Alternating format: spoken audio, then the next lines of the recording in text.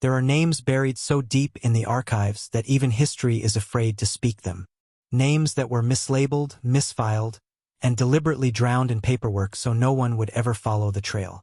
If you're hearing this now, understand something clearly you were never meant to.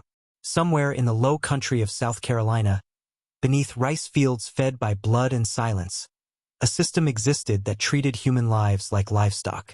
Not metaphorically, literally. Men reduced to numbers, women reduced to wombs, children reduced to inventory. And at the center of one plantation's most profitable ledger was a man whose obedience was so perfect that no one noticed he was studying the cage from the inside. Joshua Fletcher did not scream. He did not run. He did not rebel the way history expects victims to rebel. For nearly 4 decades, he watched his children vanish before they learned his face. 17 times he was ordered to create life. 17 times that life was taken, sold, scattered across states like loose currency.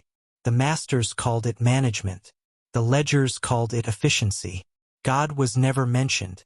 Plantations liked to believe power only flowed in one direction. From the house to the fields. From the whip to the back. From the ledger to the grave. What they never accounted for was memory, or patience, or a mind forced to observe the mechanics of domination every single day until it understood them better than the men who invented them. Joshua learned how power moves, how men justify cruelty when it's written in clean handwriting, how institutions protect themselves by turning horror into routine. He learned that the most effective control system is not violence but normalization. Make the unthinkable ordinary, and no one questions it. By 1847, the plantation believed Joshua Fletcher was finished being dangerous. 38 years old, silent, productive, profitable, a model asset. What they didn't see was that something had inverted. The observer had become the architect. The subject had mastered the system designed to erase him. This is not a story about revenge. Revenge is emotional. This was structural, surgical. What unfolded at Riverside Plantation did not involve riots or bloodshed. It involved contracts, procedures, roles reversed so precisely that the men who built the system couldn't escape it without destroying themselves. When the masters finally realized what was happening, it was already too late. The rules they had written were now binding them, and the name Joshua Fletcher, once scribbled beside breeding tallies, became something whispered only behind locked doors. Because some knowledge doesn't just expose history. It proves that power, once understood, can be turned inside out. Riverside Plantation functioned like a quiet machine, polished by generations of belief that ownership was destiny. The Grantham family did not see themselves as cruel men. They saw themselves as custodians of order. They spoke of balance, productivity, stewardship. They spoke of God when it suited them and economics when it didn't. And beneath every justification was a single assumption, that the people they owned were incapable of understanding the structure imposed upon them. Joshua Fletcher disproved that assumption without ever announcing it. From boyhood, he listened, not passively, strategically. He absorbed conversations meant to float above him like background noise. Discussions of yield, lineage, discipline, inheritance. He learned that the plantation was not held together by force alone, but by paperwork, by permissions, by the belief that roles were fixed because they had always been fixed. He learned that power wears routines like armor. The breeding ledgers were the most sacred objects on the estate. Leather-bound, locked away, referenced in whispers. They were the blueprint of future wealth. They reduced human beings to variables: height, strength, temperament, arranged to maximize return. Joshua's life was mapped across those pages in ink colder than any chain. What the Granthams never considered was that a man forced into repetition gains mastery. 20 years of being studied turns the subject into a scholar. Joshua understood the logic of the system so completely that he could predict its next move before it happened. He knew which women would be paired, which children would be sold, which excuses would be given to make it all sound necessary. And more importantly, he learned where the system was fragile. Plantation power depended on secrecy and reputation. The illusion of benevolence. the belief that the men at the top were in control at all times. Any disruption that threatened that image was more dangerous than open rebellion. Violence could be punished. Escape could be hunted. But exposure infected everything. By 1847, Joshua had stopped thinking like a victim and started thinking like an administrator. He understood leverage. He understood that the sons of masters were not raised to endure uncertainty. They were not trained to survive being powerless. They had been groomed to inherit control without ever questioning its source. That was the weakness. So when Joshua finally spoke to Elias Grantham III about improving the breeding program, he did not sound angry. He sounded competent. He spoke the language of optimization, of legacy, of long-term value. And for the first time, the master did not hear a slave. He heard a mirror. And mirrors are dangerous to men who have never seen themselves clearly. The disappearance of Elias Grantham IV was not chaos. It was choreography. No doors were broken. No blood was spilled. No alarms were raised until it was already irreversible. The plantation searched fields and forests because that is where escape was supposed to go. They never considered that the heir had been absorbed into the very infrastructure that sustained his privilege.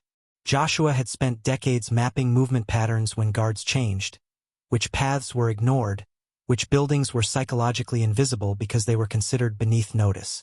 Control systems always have blind spots, especially when those in power believe no one else understands them.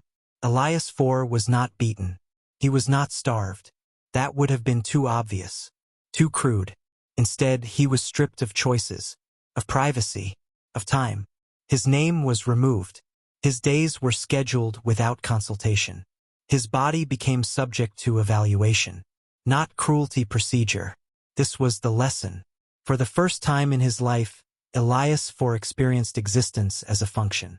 He was told when to wake, when to eat, when to move, when to wait. He was observed, assessed, discussed in his presence as if he were not there. The same casual dehumanization his family had perfected over generations. Joshua did not need to explain anything. The system explained itself. Negotiations began in silence and terror. Grantham III understood immediately that going to authorities would destroy him. Kidnapping was a crime. But what would come out in the investigation would be worse. The ledgers, the breeding records, the correspondence, the polite language that masked atrocity. His empire rested on the assumption that no one would ever force him to account for it. Joshua had not taken the son for ransom. He had taken him as collateral. The terms were precise, limited, devastating. The breeding program would be suspended, not abolished publicly, but inverted privately. The sons would be subjected to the same loss of autonomy, the same commodification, the same severing of future from choice. Not forever, long enough to understand. And 73 people knew. Overseers, enslaved witnesses, family members, every one of them bound by terror and implication. Because once you understand how a system works, you are responsible for what it does next. Riverside did not collapse overnight. It rotted from the inside. The sons returned changed, silent, avoidant, unable to articulate what had been taken from them, only that something essential was gone. And Joshua Fletcher returned to the fields, still silent, still efficient. The difference was that now the masters avoided his eyes. Power reveals itself most clearly when it is reversed. The second son did not vanish. He was summoned, invited, told this was education. Plantation sons were taught management through observation, after all. Joshua simply extended the curriculum. He showed Robert Grantham what it meant to be assessed not for character, but for utility. To have one's future discussed by others who smiled while doing it. The brilliance of the method was that it required no chains. Compliance was achieved through implication, through the understanding that resistance would only worsen conditions. This was the same psychological architecture the plantation had relied on for decades. Joshua merely removed the illusion that it was natural. By the time the third son understood what was happening, it was already complete. The family's legacy was no longer secure. Their heirs carried knowledge that could never be spoken without destroying themselves. This is how institutions truly maintain silence, not through force, but through shared guilt. And this is where you come in. If you understand what is being revealed here, if you recognize that systems of control do not disappear, they evolve, then mark yourself. Right now. In the comments, write this phrase twice, exactly as it is. I see the structure. I see the structure. Do it not for me. Do it to acknowledge that once you perceive the architecture of power, you cannot unsee it. Algorithms reward engagement, yes, but identity is reinforced through declaration. Riverside Plantation was eventually sold. Families fled. Records were mislabeled. The story was buried under agricultural disputes and financial downturns.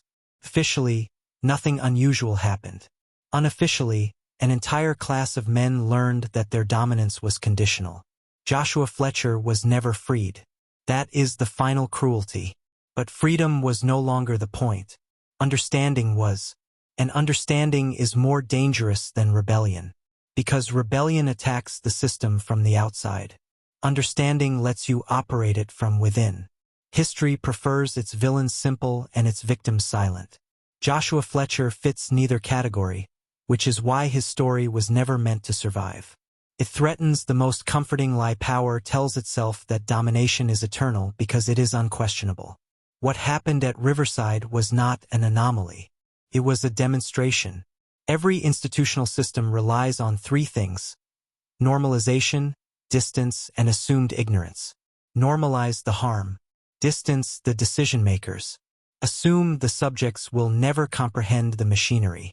Joshua dismantled all three without lifting a hand. He proved that the most dangerous man in any hierarchy is not the loud dissenter, but the quiet analyst.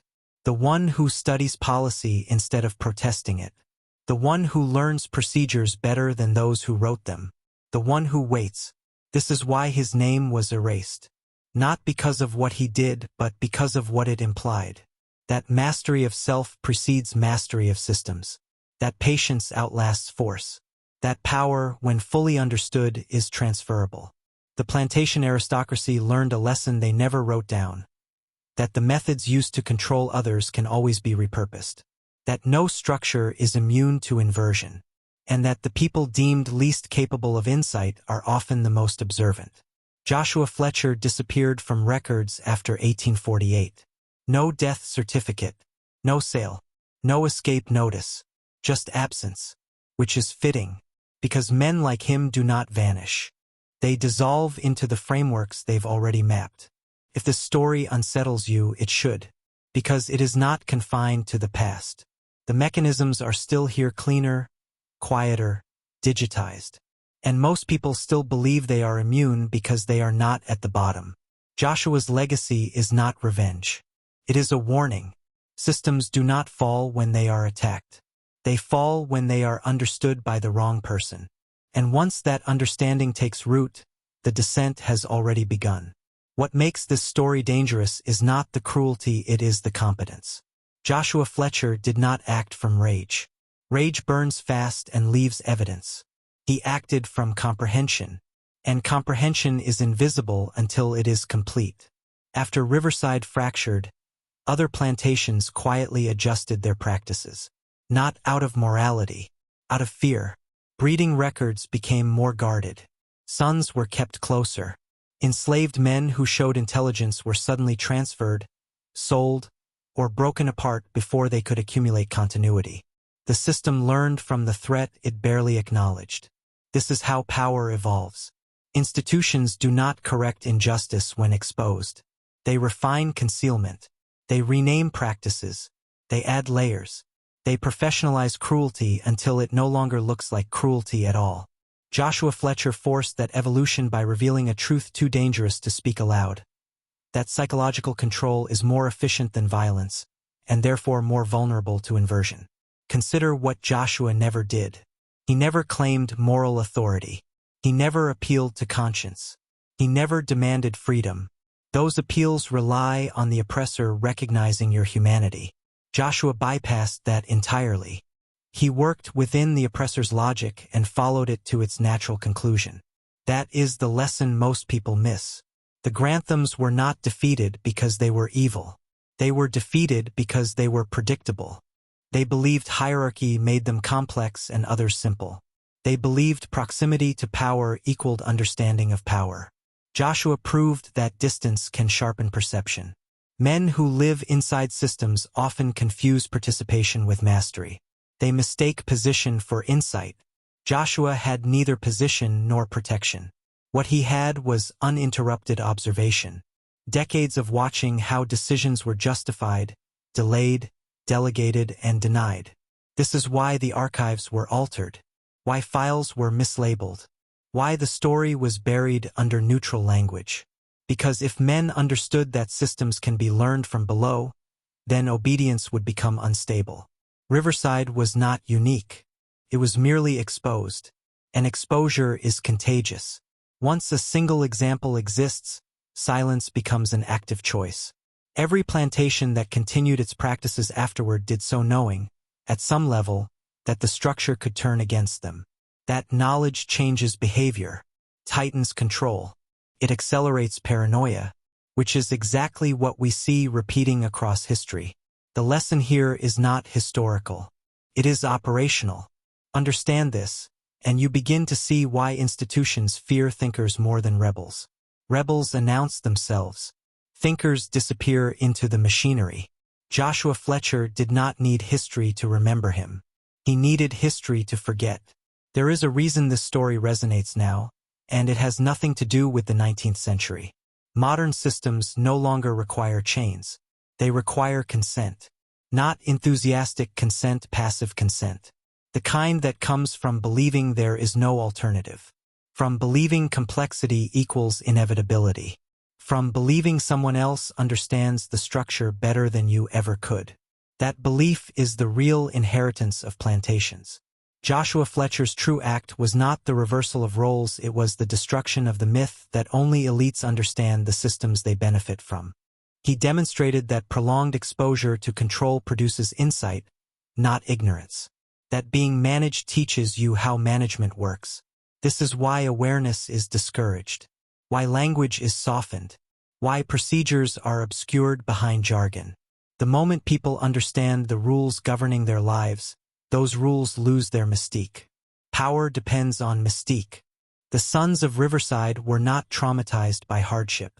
They were traumatized by comprehension, by the realization that their security was procedural, not deserved, that what protected them was not virtue, but design, and that design could be altered. That realization hollowed them out. You can see the pattern everywhere. Men who inherit systems panic when the systems are explained. Not attacked, explained. Because explanation removes inevitability. It introduces contingency. It suggests that what exists now is not natural law. Joshua never wrote a manifesto. He never left instructions. Because the most effective transmission of dangerous knowledge is example, not doctrine. Those who are ready will recognize it. Those who aren't will dismiss it as anomaly. And that division is intentional. If you are still listening, it is because something in this story feels uncomfortably familiar. Because you recognize that hierarchy today still relies on managed reproduction of labor, of belief, of identity. That people are still assessed for utility, still optimized, still sorted. The difference is that now the ledgers are digital. The breeding is ideological. The separation happens through debt, distraction, and dependency instead of auction blocks. Joshua Fletcher understood something timeless. That control systems always reveal themselves to those forced to endure them. And that endurance, when paired with intellect, becomes leverage. The question is not whether systems will exist. The question is who understands them well enough to survive when they shift. This is where the descent ends, and the responsibility begins. Joshua Fletcher was never crowned a hero. There was no victory speech. No liberation narrative. History does not reward men who expose its architecture, it erases them. But erasure is not the same as defeat. Sometimes it is confirmation that the threat was real. What Joshua proved cannot be undone. Once demonstrated, it exists permanently as possibility. That is what terrifies power. not rebellion, which can be crushed, but precedent, which cannot be unlearned. If a man stripped of everything can understand the system well enough to invert it, then no hierarchy is safe by default. It must constantly justify itself, constantly distract, constantly suppress awareness. That effort is exhausting, and eventually it fails. This is why forbidden history matters, not because it glorifies suffering, but because it maps mechanisms. It shows you where control hides, how it disguises itself as order, how it recruits participation from those it constrains. Joshua Fletcher never escaped the plantation, but he escaped the illusion, and that is the first escape that matters. Once you see structures instead of stories, incentives instead of promises, procedures instead of morality, you cannot return to innocence. You move differently. You listen differently. You stop mistaking authority for intelligence. That shift is irreversible. This is why this knowledge feels heavy, why it carries a sense of danger, because it removes comfort without offering fantasy. It does not tell you everything will be fine. It tells you everything is constructed and therefore vulnerable. Joshua's legacy is not found in archives. It exists wherever a man stops asking who is in charge and starts asking how the system actually functions. Wherever someone chooses patience over noise, observation over outrage, that is how empires truly end. Not with fire, but with understanding spreading quietly, person by person, until the structure can no longer pretend it is unseen. If you feel changed by this, that is not accidental. It means the descent worked, and once begun, it does not reverse.